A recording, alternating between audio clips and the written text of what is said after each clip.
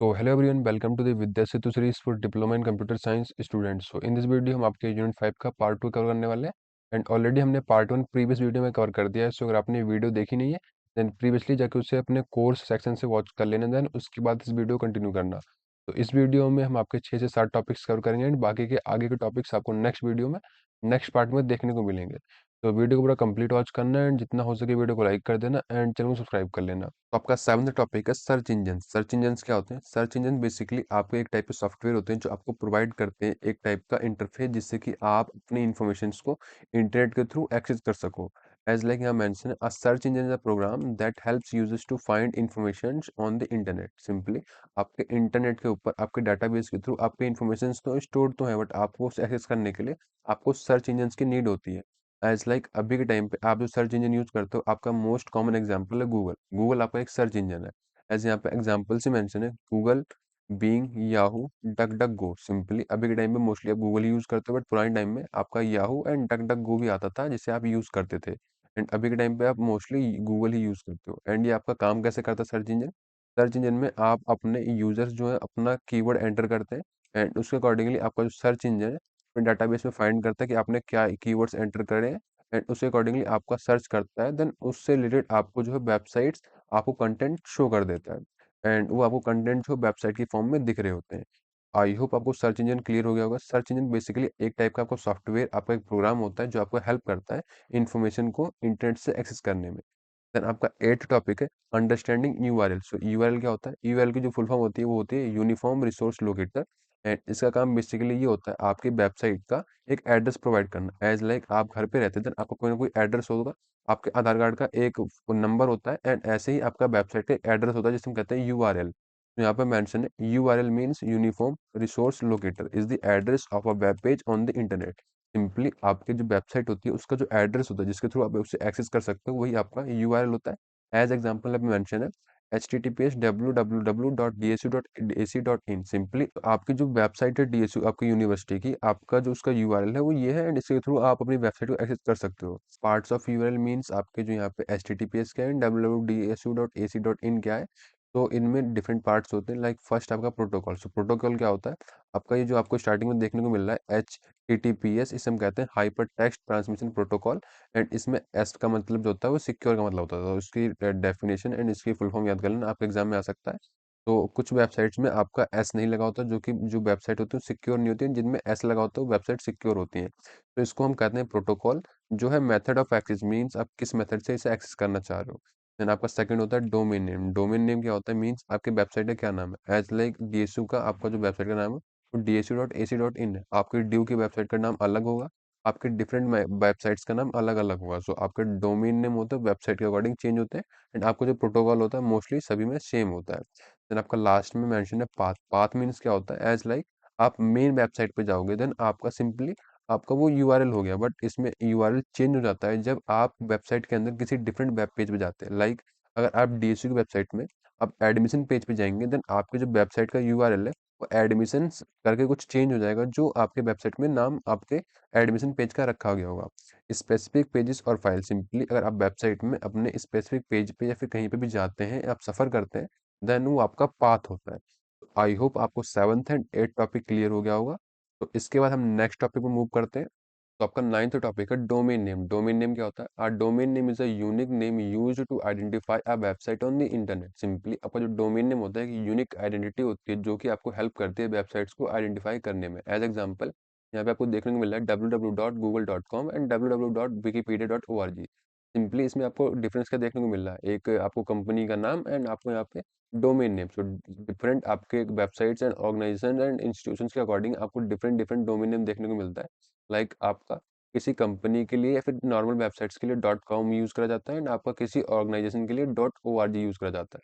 And आपका next mention है parts of a domain. Simply आपका सेकंड लेवल डोमेन होते हैं. एज लाइक आप गूगल के चाहे अगर अपना डोमेन रजिस्टर करवाता है देन आप किसी वेबसाइट्स के लिए यूट्यूब डॉट गूगल या फिर अदर अदर चीज़ों के लिए डॉट गूगल यूज़ हो सकता है. एंड ऐसे ही आपका विकिपीडिया भी होता है. एंड टॉप लेवल डोमेन जो होते हैं वो लाइक टीएलडी उन्हें कहते हैं. एंड इसमें आपको जो मोस्टली आता है dot com dot O R G and dot in and dot edu आता है. एज यहाँ पे आपका डॉट कॉम होता है किसी कंपनी के लिए एंड नॉर्मल वेबसाइट्स के लिए यूज़ होता है. एंड आपका डॉट ओ आर जी जो होता है ऑर्गेनाइजेशन के लिए यूज़ होता है.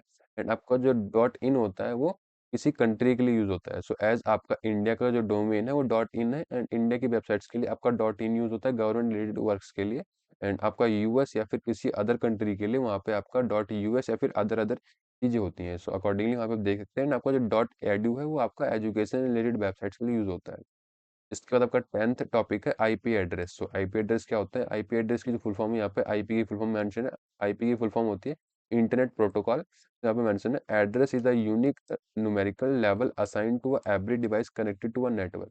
Example IPv4 IPv6। So simply यहाँ पे आपका आईपी एड्रेस क्या होता है? एक यूनिक आइडेंटिटी होती है, जो कि आपके जितने भी डिवाइसेज जो नेटवर्क से कनेक्ट होते हैं उनकी एक यूनिक आइडेंटिटी, एज लाइक आपका आधार कार्ड नंबर होता है, ऐसे ही आपके हर डिवाइस का एक आईपी एड्रेस होता है, जो कि हेल्प करता है कि आपके डिवाइस को आइडेंटिफाई करने में। देन यहाँ पे एग्जांपल है IPv4 IPv6 मींस आपका इंटरनेट प्रोटोकॉल वर्जन 4 एंड आपका इंटरनेट प्रोटोकॉल वर्जन 6। IPv4 जो आपका ओल्ड वर्जन यूज होता था, एंड इसमें कुछ लिमिटेशंस है, एंड आपका मोस्टली अभी यूज होता है, बट ये ओल्ड हो चुका है, एंड आपका नया वर्जन आ चुका है IPv6, जिससे आपको मोस्टली आपको इसमें फीचर्स वगैरह जो होते हैं वो एक्स्ट्रा देखने को मिलते हैं।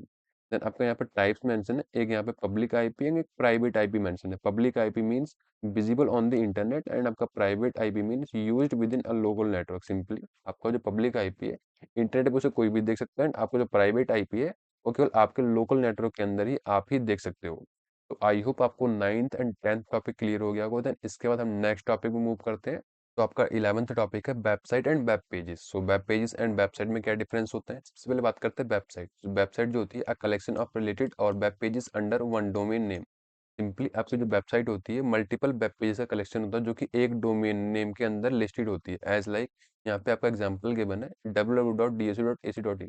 तो आपके डीएसयू की वेबसाइट्स के अंदर आपके different different web pages mention है, लाइक आपको एडमिशंस फॉर्म के लिए अलग वेब पेज है, आपको गवर्नमेंट जॉब्स के लिए या फिर जॉब पोर्टल के लिए आपका अलग वेब पेज है, आपके नोटिस के लिए अलग वेब पेज है, या फिर आपके इंटर्नशिप्स के लिए अलग वेब पेज है।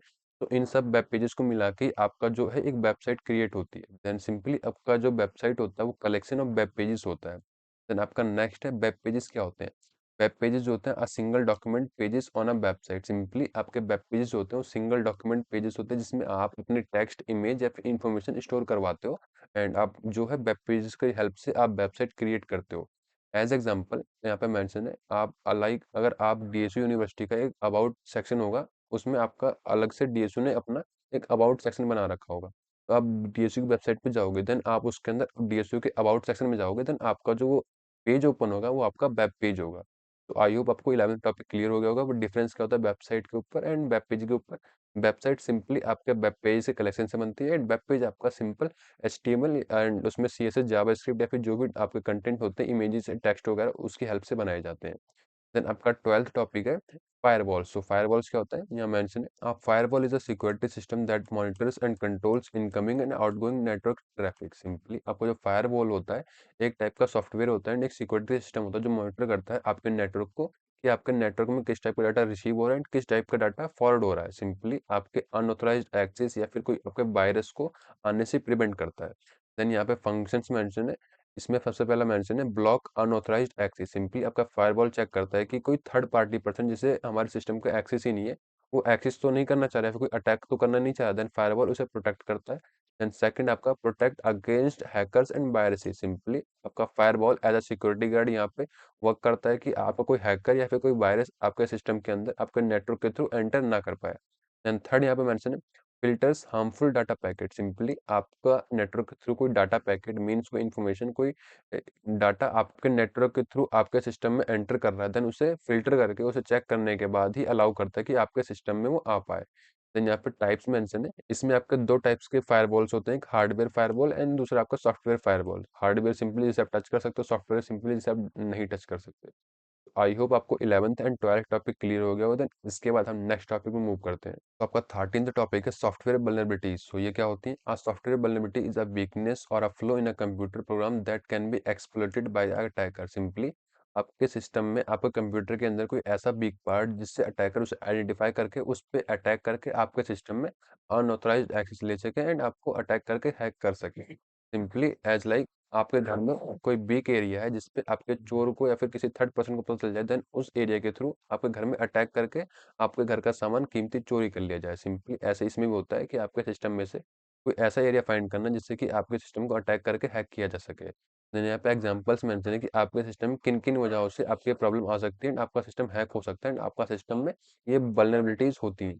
सबसे पहला यहाँ पे आउटडेटेड सॉफ्टवेयर। सो अगर आपका सॉफ्टवेयर आपका पुराना हो चुका है देन इससे आपके सिस्टम में रिस्क बढ़ जाता है आपके अटैक होने का। देन सेकंड है वीक पासवर्ड। सो अगर आप वीक पासवर्ड क्रिएट करते हो आपके सिस्टम में देन इससे भी आपका जो अटैकर है वो रैंडम कीज़ एंड पासवर्ड का यूज़ करके आपके सिस्टम को हैक कर सकता है। देन थर्ड यहाँ पे आपका अनसिक्योर्ड एप्लीकेशन। सिंपली आप कोई ऐसी एप्लीकेशन डाउनलोड करते हो जो कि अनऑथराइज्ड है एंड मे बी आपके वो अटैकर के थ्रू आपके सिस्टम में इंस्टॉल करवाने के लिए भेजी गई हो एंड आप उसे इंस्टॉल कर लेते हो। देन आपके सिस्टम में कोई ऐसा सॉफ्टवेयर इंस्टॉल कर दिया जाता है जिससे कि आपका सिस्टम का सारा डाटा अटैकर के पास मीन्स आपका सिस्टम हैक हो जाएगा एंड आपका डाटा अटैकर के पास चला जाएगा। देन इसके प्रिवेंशंस क्या होते हैं? सबसे पहले यहाँ पे आप इससे बच के रह सकते हो। इसका सबसे पहले यहाँ पे प्रिवेंशन मेंशन है regular software update. So simply आप अपने सॉफ्टवेयर को अप टू डेट रहिए and time to time update करते रहिए। सेकंड यहाँ पे यूज़ ऑफ एंटीवायरस। सो आप अपने सिस्टम में एंटीवायरस का यूज़ करिए कि आपके सिस्टम में कोई वायरस ना आ पाए। देन यहाँ पे थर्ड है आपका strong password and policy. Simply आप ऐसे पासवर्ड क्रिएट करो जिसे हैक करना मुश्किल हो। देन आई होप आपको 13th टॉपिक क्लियर हो गया होगा। देन इसके बाद आपका 14th टॉपिक है ट्रोजन हॉर्स। ट्रोजन हॉर्स क्या होता है? Trojan horse is a type of a malicious software that looks like a normal program but perform a harmful activities in the background. Simply आपका Trojan horse एक type of software होता है जो आपको देखने में नॉर्मल लगता है बट वो नॉर्मल होता नहीं है। उसमें कुछ ऐसे प्रोग्रामिंग करी होती है कि आपके सिस्टम को अटैक कर सकता है, आपके सिस्टम को हैक कर सकता है एंड आपको पता भी ना चले। आपको नॉर्मली देखने में एक नॉर्मल गेम लगेगा या फिर नॉर्मल सॉफ्टवेयर लगेगा बट वो नॉर्मल सॉफ्टवेयर होता नहीं है। अटैकर के थ्रू आपके हैकर के थ्रू बिल्ड करा गया होता है एंड आपके सिस्टम में हैक करने के मकसद से आपको शेयर करा गया होता है एंड आप उसे किसी भी रीजन की वजह से इंस्टॉल कर लेते हो। देन आपका वो as a type of a Trojan horse software हुआ। देन यहाँ पे एग्जांपल मेंशन है a fake game that secretly install malware. Simply आप कोई ऐसा गेम इंस्टॉल कर लो जो कि अटैकर ने भेजा हुआ है, फिर अटैकर ने आपको किसी भी मेथड के थ्रू आपको लिस्ट करके आपको शो करके दिखाया हो एंड आपने उसे इंस्टॉल कर लिया हो बट वो आपका गेम नहीं है। आपका गेम के साथ साथ आपके सिस्टम में कोई अनवांटेड वायरसेस या फिर अनवांटेड एक्टिविटीज कर रहा है जो कि आपके विदाउट परमिशन हो रही है एंड आपका डाटा शेयर हो रहा है मीन्स आपका सिस्टम जो हैक हो चुका है। देन इसके इफेक्ट क्या होते हैं? आपके जो डाटा को स्टील कर सकता है, आपकी इन्फॉर्मेशन को किसी दूसरे पर्सन के साथ शेयर कर सकता है हैकर के साथ। देन सेकंड यहाँ पे give remote control to hacker. Simply आपके हैकर्स को रिमोट कंट्रोल दे सकता है कि आपको सिस्टम को जैसा चाहे वो यूज में ले सकता है। तो आई होप आपको 13th and 14th topic clear हो गया होगा। तो इस वीडियो में इतना ही। आगे के टॉपिक्स आपको नेक्स्ट वीडियो में नेक्स्ट पार्ट में देखने को मिलेंगे।